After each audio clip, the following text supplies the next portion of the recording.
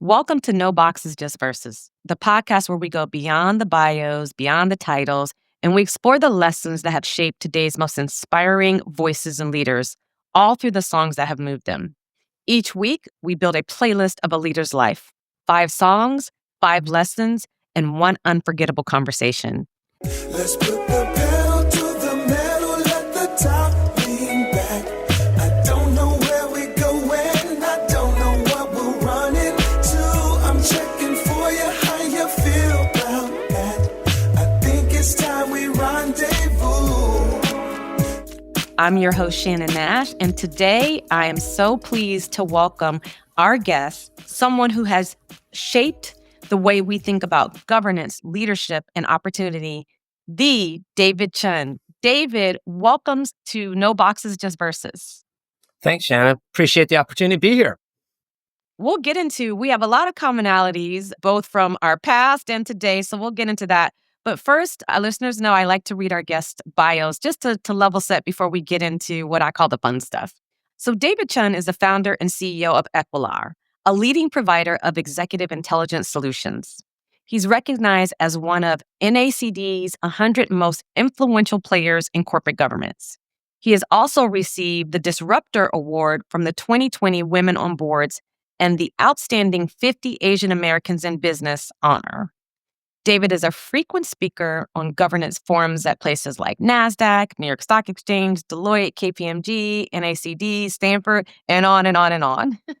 He serves on the boards of the Commonwealth Club, World Affairs, PGA Reach, where one of the key initiatives is PGA Works for underrepresented communities and HBCU athletes, the Silicon Valley Community Foundation, where we're both actually board members, the Silicon Valley Leadership Group, and like me, David is a proud graduate of the University of Virginia, later earning his MBA from Wharton. David, from one fellow East Coaster to another East Coaster, welcome to No Boxes, Just Verses. We're so excited to get into your leadership journey. Yeah, excited to talk about my songs.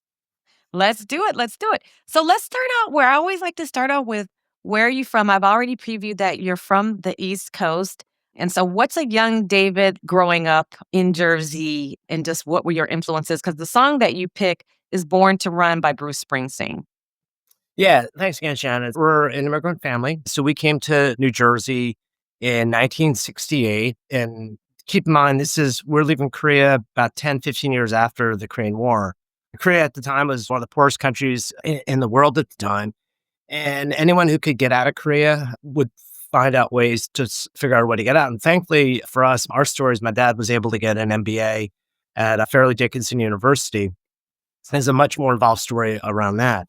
But I grew up in New Jersey, late 60s, early 70s, right after the Immigration Act had passed in 1965. So the reality is there weren't a lot of Koreans or a lot of Asians in northern New Jersey at the time. You drive around now, Fort Lee, Palisades Park, it's a different world. But at the time, in my elementary school, Pierpont Elementary, I was literally one of 2 Asians. And I remember the other one was Jean Fuji. And we were the only Asian school. And the reality is it was tough. It was not easy. I didn't speak English until I started kindergarten. And the reason I picked Born to Run, and it's not because I'm a diehard, everybody thinks you're from New Jersey, you got to be a Bruce Springsteen, Bon Jovi fan. And the reality is, obviously an amazing individual, but I wasn't really connected to his music, except what I did like.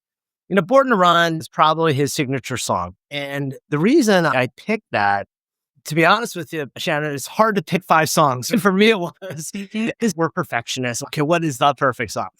But with Born to Run, I think about my childhood. And as I mentioned before, it wasn't easy growing up without speaking English before starting kindergarten. And I remember even things like I went to speech therapy as a kid, believe it or not. Like I couldn't pronounce S's. And I just think back to stuff that I went through, and God knows what I sounded like in kindergarten. So getting back to why I picked Born to Run, I was a better than average athlete, not a great athlete, but I would say better than average. And my dad was a great volleyball player in his youth. Sports was definitely the equalizer. And that was really what helped me break in, helped me become friends. And when you're on a playing field with other kids, your teammates, they don't care what color you are. They don't care what family you're from or whatnot. All they care about is we want to win. Yeah. And that was when I think back to my memories as a childhood and like Born to Run, just the athletics.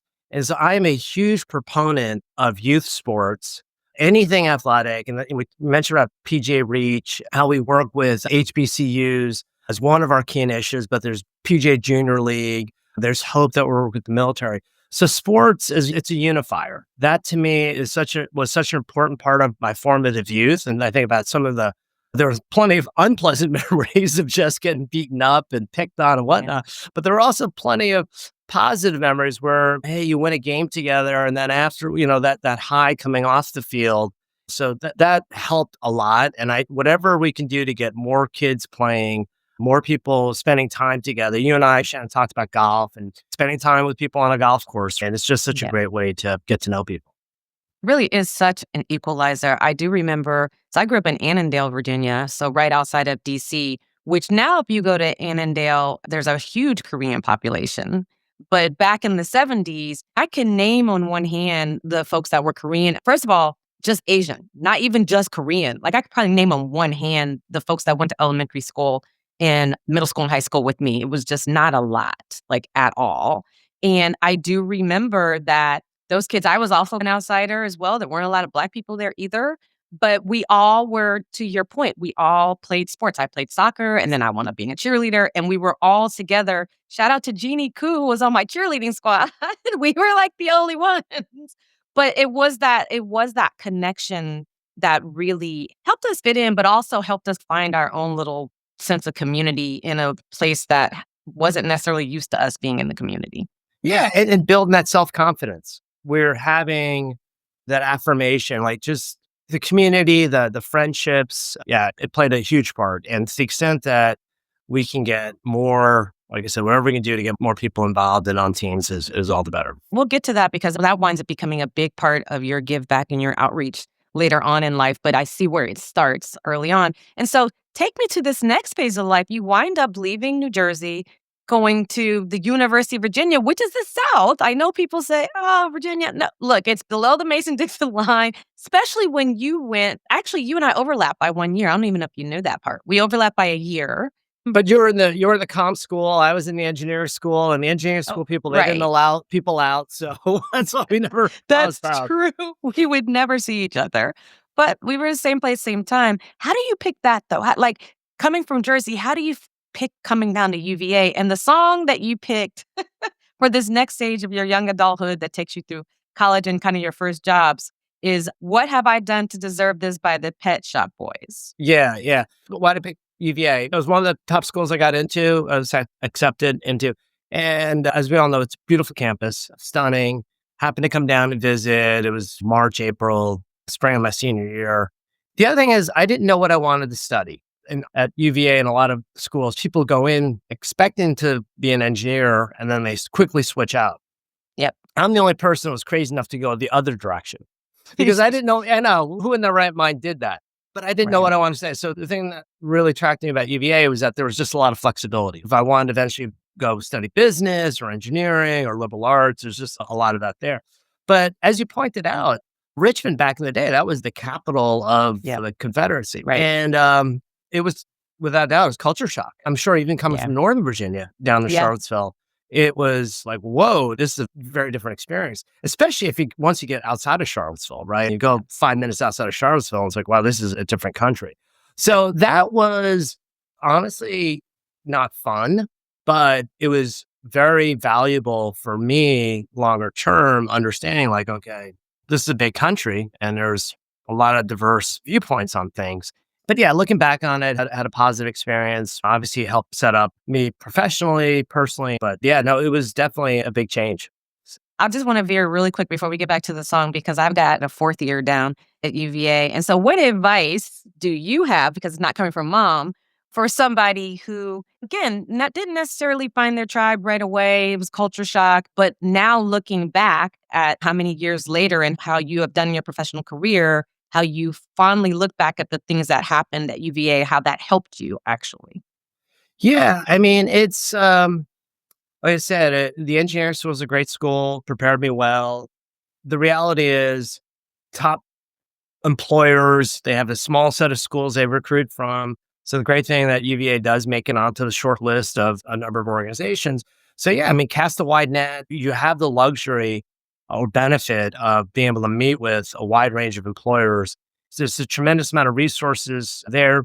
Your child's in the fourth year, but still has enough time to take advantage of what's there. So there's, as opposed to many other schools where it's pretty limited on what's Yeah. available to them. So Yeah. Thank you for that. I hope he's listening because we need him to finish up.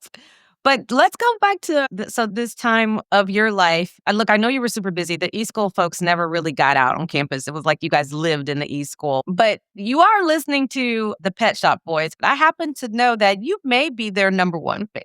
we all get our Spotify Wrapped every year, and I always cringe when I look at what I show, and I don't dare share that with anybody. But a little fun fact, I made it in the top 1% of Pet Shop Boys listeners. But yeah, growing up in the 80s, our high school in the 80s, they were a popular band. And the song I picked, What Have I Done to Deserve This? And that's really, my first job out of school. After UVA, I joined Bain in Boston. And coming out of UVA, I don't know, had 5 or 6 job offers and ended up choosing Bain in Boston. Had never lived in Boston. I'm glad we did. Worked with a lot of great people while I was there, but Bain was also going through a really difficult time. When we joined in 89, they were doing well. But in 90, the business went south very fast. The recession hit at that point. They lost a number of major accounts like Dun& Bradstreet and others. They also, not to get too much into it, but they had set up an ESOP, so they had over-levered themselves and basically on the verge of bankruptcy. That's where Mitt Romney actually came back to save the firm. He was over at Bain Capital, came back and restructured everything. But to cut to the chase, because of the financial situation Bain was in, I was part of a major layoff that had happened. And so this is 23 years old, year out of school, and coming out, having multiple job offers, doing really well, and then half of our class being laid off, or over half our class being laid off. That's where, what have I done to deserve this? Like, how did I get here? It's a wake-up call. I'm sure many of the people you've met with along the way, they'll point to I would go far as traumatic, but some challenging experience. And that was mine. And that's something where lesson I took away from that is I wanted to make sure I control my destiny wherever I go. And that's part of the reason why I started Equilar. But yeah, that was very much an important formative experience for me, collecting unemployment, things like I never thought I'd be doing. But yeah, you definitely have an appreciation for things as opposed to this snot-nosed, cocky 22, 23-year-old little junior consultant at Bain, right? Flying out to Omaha, Nebraska and telling people at Union Pacific Railroad how to run their business. You're out of a job and then applying for jobs. And Bain did a great job of setting up like literally a outplacement center for all the people they laid off. And so there's quite a bit of inbound interest for people who had worked at Bain for jobs. And even with everything going on, I was able to get a job pretty quickly, but still it is a pretty traumatic experience. A lot of leaders do talk about these things that are traumatic experiences that cause your pathway to zig and zag. Like you wouldn't have gotten to where you are probably if you hadn't have had those experiences. I think it really shaped what you wind up doing. Without a doubt. One of my favorite phrases is, how do you make lemonade out of lemons? And they're going to be life curves thrown at you. And you're not going to sit there and wallow, oh my God, what have I done to deserve this? You do that for about a minute. Hey, let's move on. But I think that's perfect. Like I have a friend who says, I'm going to give you 5 minutes for your pity party. And I think it's a perfect song. Like that's your pity party song. And then you had to do something different. And exactly. It's okay. That's a great way to look at it. Exactly. You have your morning, you feel bad for yourself, tie your shoes, get back to what you're doing and move on. Yep. Move on. And boy, do you get back to it and move on. So you make a really bold transition.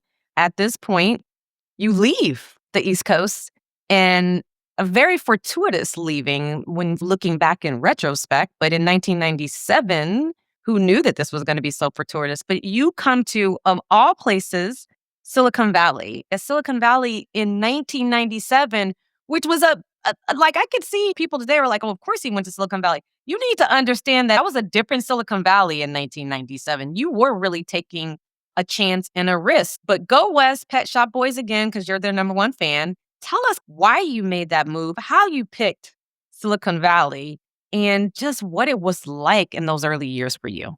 So 1997, literally April 8th, 1997. I remember exactly the United Wow. Airlines flight coming out with my wife. So keep in mind, this is literally this relatively early in the dot-com boom, a year before Netscape had gone public. In the summer of 96, Gloria and I, we got married.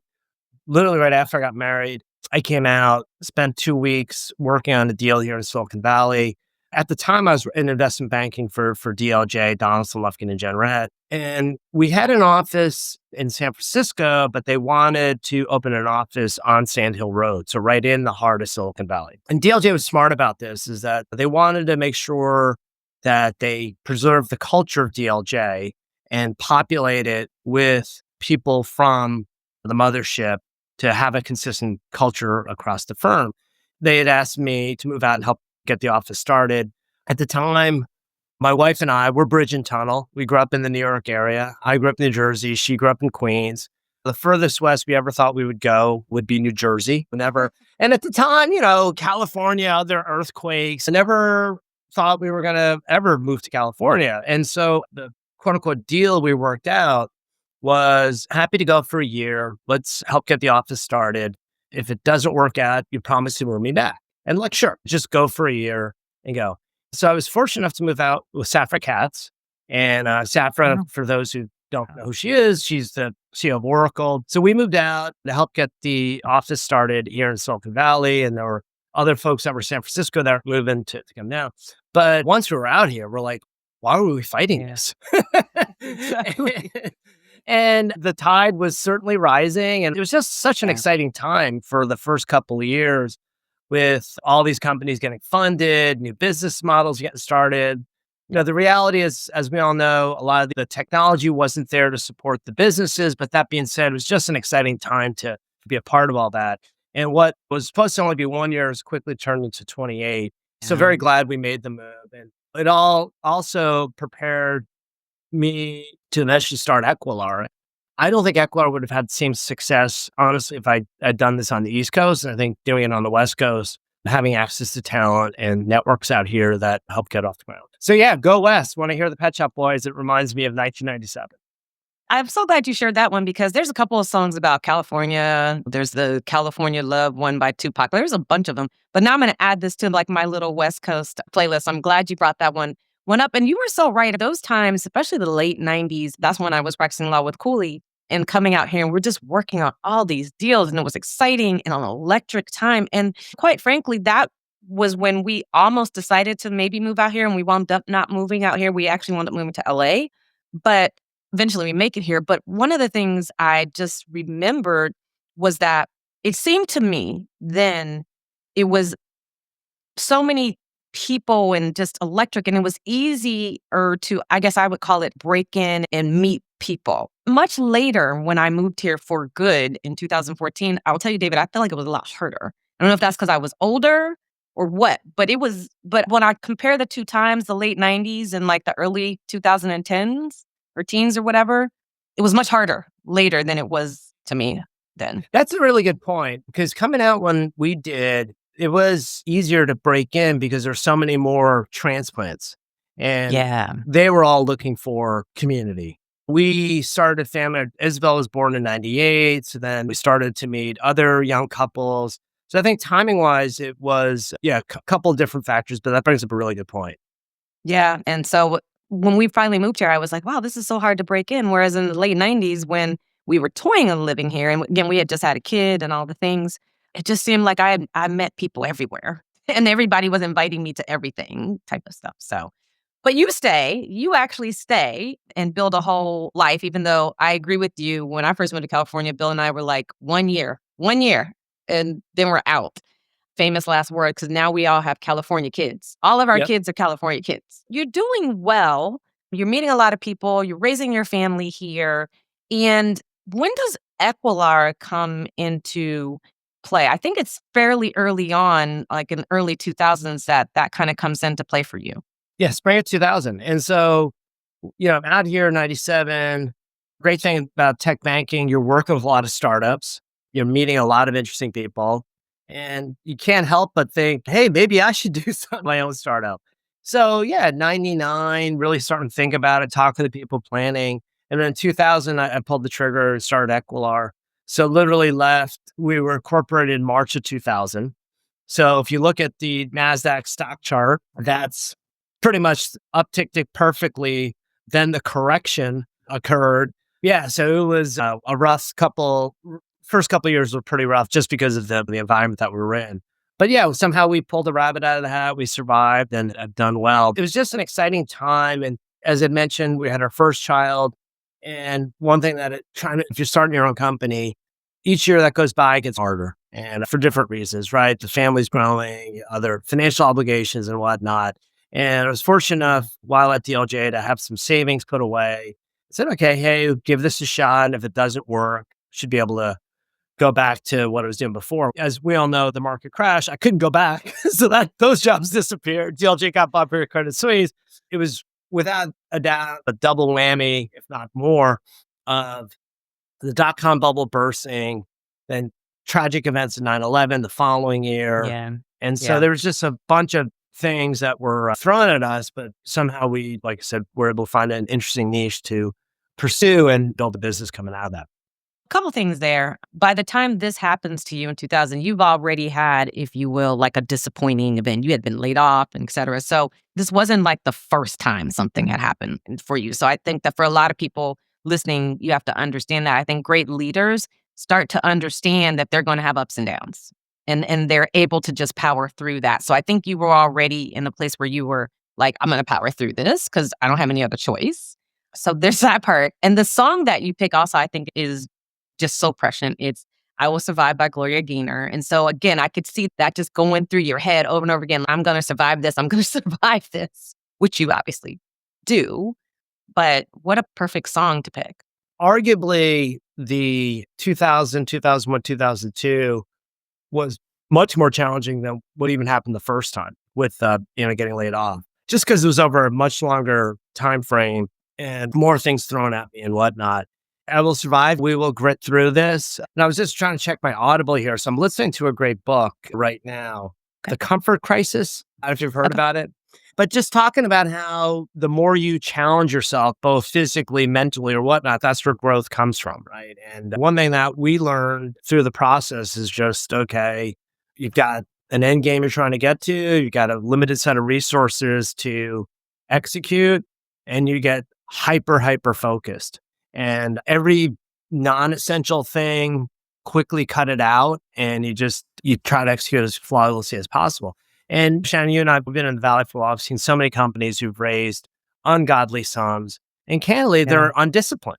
They spend money like drunken sailors, and you're scratching your head on that. And when you're in that situation where you don't have a lot of money and you don't have a lot of time, and that's frankly a big part of our culture here is just saying, okay, hey, how do we create a sense of urgency? How do we drive towards success and not sit fat and happy and execute? The I Will Survive, without a question, those first 3 years, when I started Equal in March 2000, keep in mind, as you recall, you walk down Sand Hill Road, VCs were throwing money at people to get businesses off the ground. That quickly dried up. And so what we started with a small angel round, we thought we would be able to raise a much larger round pretty quickly after that. That never happened. And so as a result, we had such limited capital getting when we got started. For 3 years, I didn't take a salary. So Wow. yeah, that's roughly 75 paychecks that biweekly that you just didn't get, that did not show up in your bank account. And like I said, thankfully enough, we had savings, but it was very difficult to have visibility on, okay, when will a deposit happen in my bank account, right? Talk about I Will Survive. So you had this young family, mortgage, lots of responsibilities. Certainly, when you make these different moves in your career and you're really betting on yourself, you have these friends, your UVA friends who are now at this level, at their jobs and in their career. And, what creeps in is a lot of little self-doubt, like, well, Jane over here, who was my roommate, is now making this much money and doing this, and I haven't gotten a paycheck. How did you work through that? Work through all of that imposter syndrome and all of that. Maybe I'm a failure and why did I do this? How did you work through that? Yeah, a lot of self-doubt, without question. And, like, the reality is what happened with DLJ after I left, they got bought by Credit Suisse. So a lot of my colleagues were laid off. And frankly, there weren't a lot of jobs in investment banking at the time. I mean, there was just such a overhiring and the natural correction of the process. But so there was a little bit of that, but it was reconciling where I was high. And then, obviously, will we make it through at the end of the day? And also having raised money from friends and family, having that Yeah. pressure on top of being able to answer them. Thankfully, we were able to get them 4 times their money back. So it all worked out in the end. So the big moment, one of the big moments was literally after 9/11 for us, or for me personally. Keep in mind, so we were at this for about a year and a half at the time, very little cash left in the bank. And so you're going to laugh, Shannon. So the original business plan was to track IPO data, building an IPO database. And it was a great idea in March, but come April, it quickly turned into a bad idea. For a year and a half, we were like, oh, the market's going to come back. Well, it's a healthy correction or whatnot. Obviously, the market never came back, but it was one of these. So think back to your Cooley days. So in the S1, we were pulling comp data, the executive comp of the leadership at the time of the IPO. And at the time, I didn't know anything about exec comp. But when we're out there talking to people about what we collected, for whatever reason, people perked up when we talked about comp. And so 9/11 literally was the forcing function that said, hey, either you go deep into comp or, you might as well just pack it in. And so I was in New York City on 9/11 back for sales calls. Then obviously those calls didn't happen because of the tragic events. So we spent some time and, couldn't fly out either, right? Remember, airports were shut down and I wasn't going to rent a car and drive a week back. Like, okay, and my parents were still in New Jersey, so I could just hunker down and stay with them at the time. But there was a big decision at that point was, okay, given what happened with 9/11, is this completely dead? Do we just admit defeat and move on? Or with what's limited resources we have available to us, do we focus on comp and build a product in this area, just dedicated to comp, exec comp? We decided to do the latter. Thankfully, that worked out. And so we were able to pull a rabbit out of the hat. But that gets back to talking about earlier, just I will survive with what you have available to you. Will you survive or do you move on? And I said, okay, we will survive and we'll give this a shot. And at that point, even if it hadn't worked out, at least we gave it our all. And Yeah. we dug deep, and thankfully it's all worked out. But this goes back to some of your earlier, just your journey and lessons. Like you knew that you were destined to control your own fate. And so I think that also probably fueled you through some of these times that you're like, no, I'm still in control. I'm going to have to make some pivots. Things are not going to be easy. Yeah, you're going to have to go and talk to your wife about hang in there with me. Don't give up. But I think that was something that you had gotten a lot earlier on in life and it was just manifesting. Yeah, exactly. Just realizing the world doesn't owe you anything. There are going to be challenges that are being thrown at you and control what you can control. And there are 24 hours in a day. So there's what you can do within physical constraints. But yeah, give it your best shot. What I found at Equilar is having worked in investment banking, you'll appreciate this also having been at Cooley there, is that just a wealth of information publicly available in SEC filings. So recognizing and the providers that were out there at the time, candidly, they weren't doing as good of a job that I felt that one could do in terms of mining the SEC data. Initially, we said, okay, we'll start off with IPO data and then build off of that. The IPO stuff didn't quite work out as well. We stumbled into this whole exec comp corporate governance area. The other big piece that we built coming out of all this is our exec atlas database where we've mapped execs and board members, excited how we're helping companies really on two major use cases. One is recruiting. I think, Shannon, we've met through some of the board diversity initiatives that we've both been involved with and supporting, but also just the general go-to-market business development and helping, we like to say, help businesses solve the last mile. You're trying to get to a company or person. It's like, well, Shannon, on the Silicon Valley Community Foundation board, we have John Thompson, who used to be at Microsoft, who knows so-and-so that we're trying to get to. And so that's something that people like yourself and others at our level, it's so much about our networks and how do we help people unlock those networks? And how do we help build stronger communities and help businesses grow and whatnot, which I'm super excited about. I tell my kids all the time, like, at the end of the day, relationships really matter more so than being smart, getting the best grades, et cetera. It's those relationships that really matter. And I think that you saw a need for a market that needed a way to do that more effectively and more efficiently. And certainly, we're going to your next phase of your life. So you get past the challenging times in the early 2000s and the market actually starts getting better. And now you wind up growing Equilar into this huge, very important organization, especially in the governance space. Yes, there's been some ups and downs with markets and things of that nature, but Equilar has persevered. And now we're looking at a huge milestone. You've been in this business for 25 years. So you've more than survived. You've excelled. And I love the last song that you picked for where you are in this stage of your journey, which is Don't Stop Believing. I love that song by Journey. And so take us through where you are today, what you're working on. I know in addition to what you do with Equilar, you're very involved in several organizations and missions. You give back to a lot of people. So take our listeners through where David is today because he didn't stop believing. Thank you. So in the governance world, honored and privileged to work with some amazing organizations, everything from NACD, institutional investors, corporate. And unlike the proxy advisors, we're not taking a position. We're a resource, we're a tool to help people make educated and informed decisions. And through the work, I feel so honored and privileged and blessed to be able to work with people like you along the way and just all throughout my journey here. And it's been a great 25 years, but not letting up at all. If anything, I'm more excited about what lies ahead and just don't stop believing. I was fortunate enough to talk this morning right before our call with Jeffrey Moore, Crossing the Chasm, and just somehow got introduced to him. We were just sharing what we're working on. He's like, this thing is massive, what you're working on. While collecting the compensation data, we built, think of it as a LinkedIn of the C-suite and the boardroom. And how are you connected to others and whatnot? So what are the use cases? One is recruiting, but the bigger opportunity is the go-to-market, is the business development, helping organizations map out their networks to get the key decision makers. So we're working with the Goldman Sachs's of the world. We're working with the Morgan Stanleys, the list goes on, Cooley and others. It's such a horizontal problem that every business leader, that's this big part of their responsibility is, okay, how do we help grow our business? And often it comes down to getting to that decision maker. And so when we have an opportunity to meet with like the Jeffrey Moores of the world, yourself and others, my God, this is exactly what our teams needed for a while.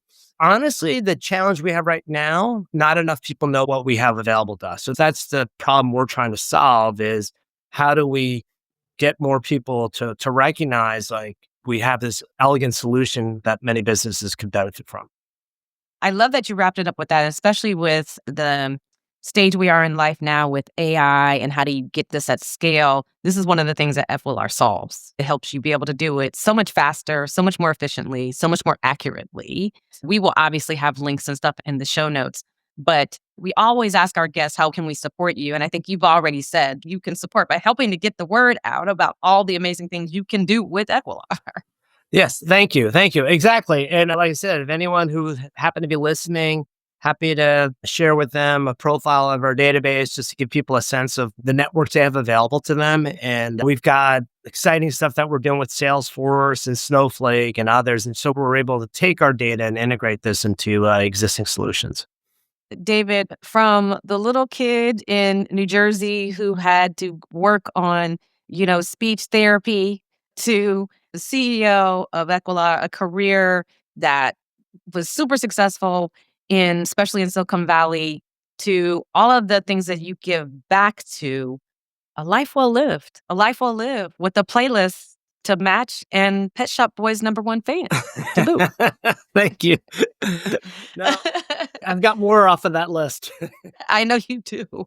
Listen, before we get out of here, we always ask our guests, where can we follow them? What are their preferred social media handles? And I happen to know for a fact that you are really followed on LinkedIn. So we'll definitely ask you to share that. But then we ask for the one song, and I know it's hard, but one song that if you just heard it, if you were in the office right now and you heard that in the music that's playing in the office, if you just heard that song, you would smile. It just would bring you joy. I've been really a big fan of Chappell Roan recently. So any of her songs I really find very upbeat. So yeah, I would say those. Yeah. So I'm not a specific song, but I'm like, oh, like she's got such a wide range, and I find all of them to be very uplifting. There's plenty of songs to pick from there, but I get the vibe you're going Yeah. for. And you're right. Like that just brings a smile to Yeah. my face too. So there you go. David, it's been such an honor and so much fun getting to know more about your journey and your playlist. And so before we get out of here, we're going to recap your 5 songs really quick and just your playlist. The first song that you picked was Born to Run by Bruce Springsteen, such a iconic song. Next, you picked, because we love the Pet Shop Boys, What Have I Done to Deserve This? Followed by another Pet Shop Boys song called Go West. The classic Gloria Gaynor, I Will Survive, applies to so many leaders and so many lessons. So that's a great one for the playlist. And finally, we end with Don't Stop Believing by Journey. David, thank you for coming on the show. Thank you for your lessons. Thank you for your playlist. Thank you for all you do for your communities. Oh, thank you, Shannon, and you too. And no, truly an honor, and it was fun digging deep and picking these songs here. So appreciate the opportunity. And that's a wrap. Thank you so much for listening to No Boxes, Just Verses.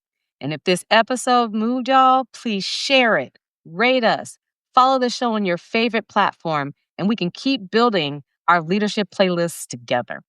So you can find me, guys, on Instagram at Shannon Nash1 and No Boxes, Just Verses on Instagram. You can also find me on LinkedIn as Shannon Nash ESQ CPA. You can also find No Boxes, Just Verses on LinkedIn. You can visit our website at noboxesjustverses.com. Finally, don't forget to check out the show notes. The show notes are super important because this is where the playlists will live. You will be able to get these playlists on Apple and Spotify. You'll also be able to follow up and see how to reach out to the guests, follow them, and support them. Until next time, I need you to stay unboxed.